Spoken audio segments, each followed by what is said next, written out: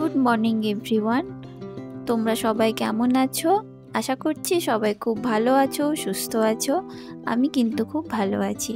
আমার আরও একটা নতুন ভিডিওতে তোমাদের সকলকে জানাই স্বাগত। আমি অনন্যা। আজকে চলে এসেছি তোমাদের সামনে আরও একটা পুরনো দিনের হারিয়ে যাওয়া রান্না নিয়ে।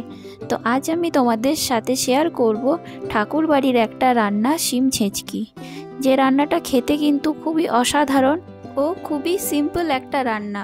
বাড়িতে থাকা কিছু উপকরণেই কিন্তু এই রান্নাটা হয়ে যায়। এর জন্য করে বাজারে যেতে দরকার লাগবে না। তো বাড়িতে থাকা সিম আমি নিয়ে নিয়েছি কিছুটা। সিমটাকে এই দুদিকের কোণাটা একটু করে কেটে নেবো, আর মাঝে এই একটা সুতোর মতো থাকে, সেটাকে আমি চাকুর সাহায্যে ছাড়িয়ে নিলাম। তোমরা বটিতে কাটলে এটা ইজিলি ছেড়ে যাবে, চাকুতে একটু সাইডে করে ছাড়িয়ে নিতে হবে। এইভাবে আমি সমস্ত সিমগুলোকে কেটে নেবো। আর সিমগুলোকে মাঝে আর ভাগ করবো না, এরকম গোটা গোটাই রেখে দেবো। আর সিমের ভেতরে পোকা থাকে সেটা জানার জন্য তোমরা যদি সিমটাকে একটু লাইটের সাইডে উঁচু করে ধরো, তাহলে কিন্তু তোমরা দেখতে পাবে যে সিমটার ভেতরে পোকা আছে কি নেই। তো সেইভাবে একটু চেক করে নেবে। সিম আমার কাটা হয়ে গেছে। একটু ঠান্ডা জলে সিমগুলোকে আমি ভিজিয়ে রেখে দিয়েছি। ভালো করে ধুয়ে নিয়ে তারপরে কিন্তু আমি ভিজিয়েছি। এখানে একটা বাটিতে নিয়ে নিলাম 2 টেবিল চামচ সাদা সর্ষে, একটুখানি নুন, আর নিয়ে নিয়েছি 2টো কাঁচা লঙ্কা। এইটার একটা পেস্ট করে নেব। একটু মিহি পেস্ট করব, আর পেস্টটাকে একটু জল দিয়ে গুলে এরকম পাতলা করে নেব। আর এখানে নিয়ে নিয়েছি কিছুটা বড়ি। আমি ওই 7-8টা কলাই ডালের বড়ি নিয়েছি। একটা কড়াই গরম করেছি, তাতে দিয়ে দিলাম 10 ml সর্ষের তেল। আর সর্ষের তেল গরম হলেই বড়িগুলোকে দিয়ে দিলাম। বড়িগুলোকে একটু লাল লাল করে আমি ভেজে নেব। খুব খড়া করব না, খুব খড়া করলে এটা আবার স্বাদে খেতে ভালো লাগবে না। লাল লাল করে ভেজে নিয়েছি, মানে একদম হালকাও না আর খড়াও না। তারপর ওই বেঁচে যাওয়া তেলটাতেই আমি ছোটো চামচের 1/2 চামচ 5 ফোড়ন দিলাম। খুন্তির সাহায্যে 5 ফোড়নটা একটু নাড়াচাড়া করব। যখন খুব মিষ্টি একটা গন্ধ বেরোবে, তখন এই শিমগুলোকে কিন্তু তেলের মধ্যে দিয়ে দিতে হবে। তো ওই তেলটাতেই আমার রান্না হবে, এক্সট্রা কোনো তেল কিন্তু আমি অ্যাড করিনি। তো শিমগুলোকে দেওয়ার সাথে সাথে একটু খুন্তি দিয়ে নাড়াচাড়া করব। আর সেদ্ধ করার জন্য মিনিট 1 মতো আমি ঢাকনা দিয়ে একটু চাপা দিয়ে রাখবো।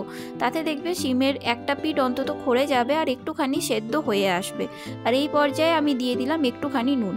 আগে যেহেতু একবার মশলাতে আমি নুন ইউজ করেছি, সেজন্য নুন একদমই অল্প দিয়েছি। দেখো শিমটা আমার আস্তে আস্তে কিন্তু ভাজা হয়ে গেছে, আর অনেকটাই সেদ্ধ হয়ে গেছে। প্রায় 70% কিন্তু আমার শিমটা এখানে সেদ্ধ হয়ে গেছে।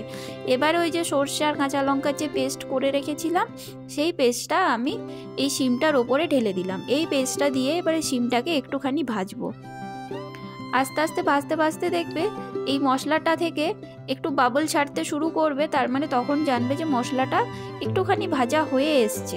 সেই পর্যায়ে আমি ওই যে বাটিটাতে রেখেছিলাম, সেই বাটি ধোয়া একটুখানি জল আমি অ্যাড করলাম। এখানে আমি 20 ml মতো জল অ্যাড করেছি, তার বেশি জল কিন্তু আমি আর অ্যাড করিনি। এরপরে খুব ভালো করে খুন্তির সাহায্যে শিমটাকে ওই জলটার মধ্যে ডুবিয়ে দেবো, আর ওপর থেকে ছড়িয়ে দেবো 2টো কাঁচা লঙ্কাকে দুভাগ করে চিড়ে, আর একটুখানি দিয়ে দেবো চিনি স্বাদটাকে ব্যালেন্স করার জন্য। চিনি ছাড়া এই রান্নাটা কিন্তু অসম্পূর্ণ, তো চিনিটা কিন্তু তোমরা দেবে। তারপরে খুব ভালো করে খুন্তির সাহায্যে নাড়াচাড়া করে এটাকে ওপর থেকে দিয়ে দেবো ওই 5 ml মতো একটু কাঁচা সর্ষের তেল। কাঁচা সর্ষের তেল দিলে কি হয়, এর যে ঘ্রাণটা খুব সুন্দর হয়। তারপরে ঢাকনা চাপা দিয়ে মিনিট 3 এটাকে আমি ফুটতে দেবো।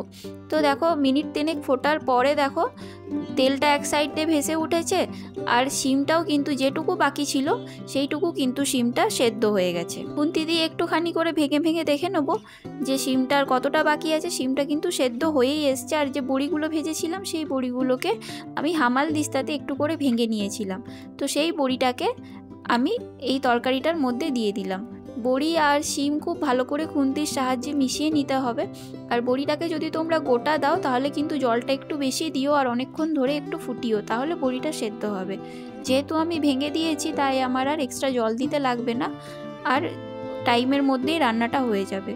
খুব চটজলদি এই রান্নাটা হয়। বাড়িতে হাতের কাছে যে সমস্ত উপকরণ থাকে, সেই সমস্ত উপকরণ দিয়েই রান্নাটা কিন্তু হয়ে যায়। খুব সুস্বাদু রান্না। গরম ভাতে যদি এই রান্নাটা থাকে, তাহলে তো আর অন্য কিছু দরকারই পড়ে না।